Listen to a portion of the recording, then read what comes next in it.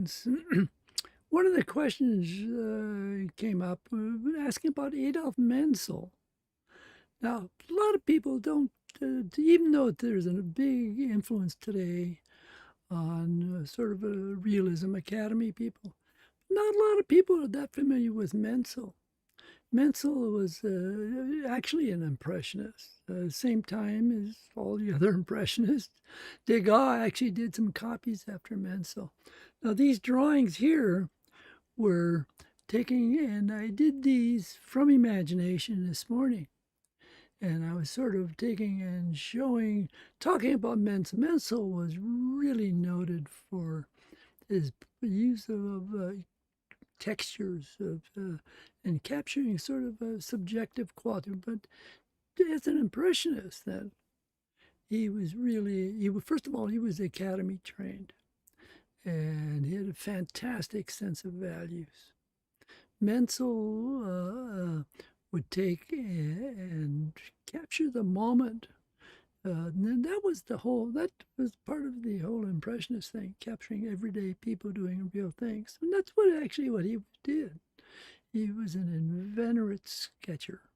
He carried his sketchbook and he worked a lot of times with, in fact, most of the time, with rather soft graphite type pencils, carpenter's pencil type thing. And so these drawings that I am doing here, this is drawn with a carpenter's pencil, as was the dog. Now, these two drawings, what I try to show is that there's differences in how people draw. For instance, in here, we can take a look. Okay, there's these 2 pages of drawings. Both these are done from on last Sunday from my thing with CTN. I teach a drawing class on Sunday. So if you're in the LA area, contact CTN in North Hollywood. Anyway, the difference between these two drawings is the materials that I'm drawing with. And this is a thing where students get sort of stuck in one kind of material or another. And the idea, what I was doing here is, in this one, working with the water-soluble graphite, and then coming back in and using the wash to take and develop a lot of the sense of the mass and what have you. Okay, here, just pretty much straightforward.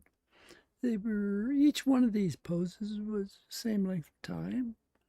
If I remember right, these were like 15-minute poses, maybe 10-minute poses.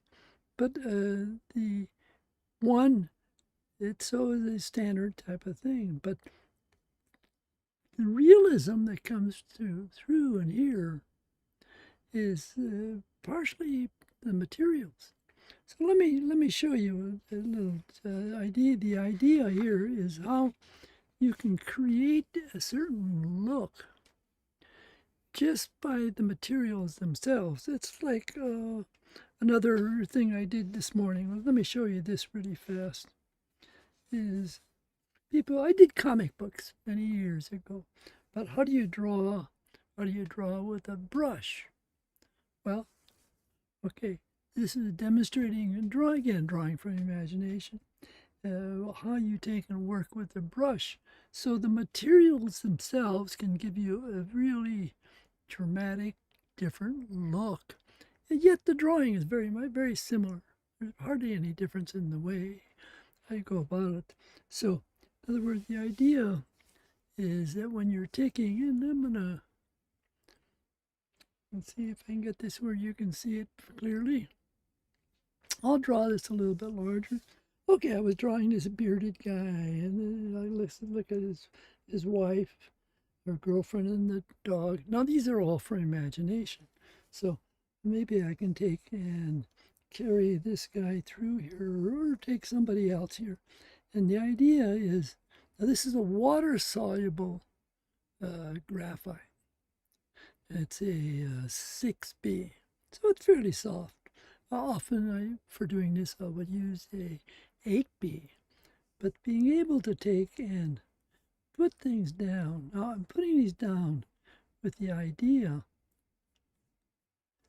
that I can come in and change tones. I can use the water as a means of taking and coming in. I'm taking another guy here. This is just really quick. Just trying to show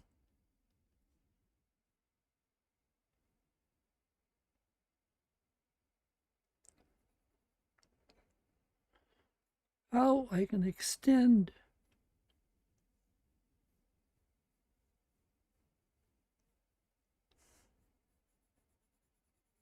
now. I'm putting a lot of tone down here because then I'll pick this up with the water brush.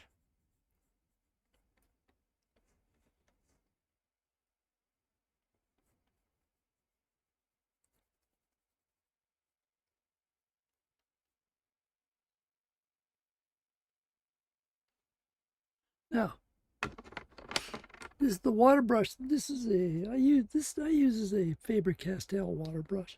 I like it because the main reason is because the cap stays on really well.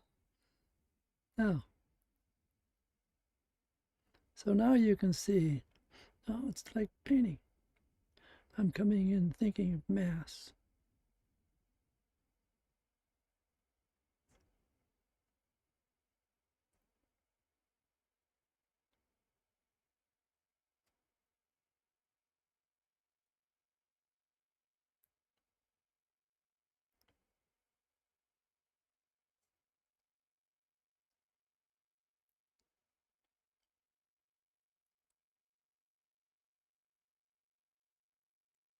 It's a marvelous way to sketch.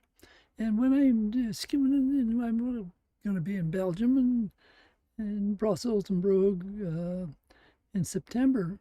We have starting there in, I guess it will be classes. I'm teaching seminars there on sketching, and I'll be using these materials quite a bit.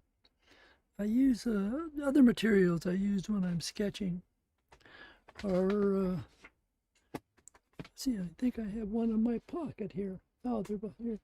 This is a small sketchbook, small watercolor set. I've had this for since 1960s. Okay, but it's one just with a Velcro on it, banker's clips. And then I also use, let's see, thought I had it in my pocket here. I don't. Okay, but I very limited number of things. I like to travel when I'm sketching, traveling. I don't want to carry a bunch of stuff. And when I'm going out, I try to work with as simple a thing as I possibly can. Taking and now going back in. Notice how that dark is the water is really taking now, and we're building up values.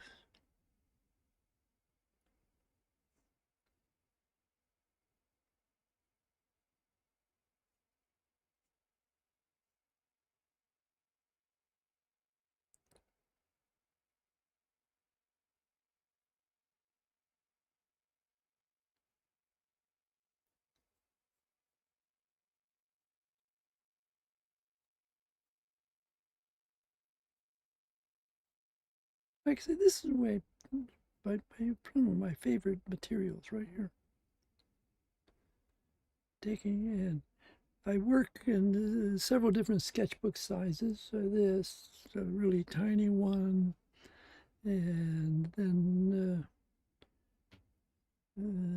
sort of this is an A4 I'm on right now, and then I have a A5 and an A6 that I use.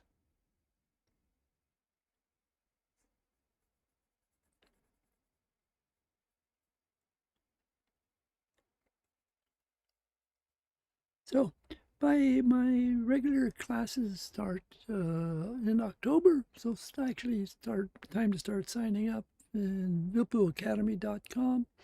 Also check my schedules. I'm doing classes live in Los Angeles at the CTN, uh, and I'm also taking and doing some online work with new masters. So check my schedule and join me in class, and I'll teach you how to do it. Yeah, take care. But it's materials are such an important part. One of the classes I teach is, by the way, is a figure drawing 3, which is like a basic using different materials. Yeah, that is really a fun class. It's sort of like what I'm doing, but the materials have an awful lot to do with how your picture looks. And these are done with carpenter's pencil now. This is done with both pencil and a water brush. And of course, you just saw me do this. So take care and see you in class.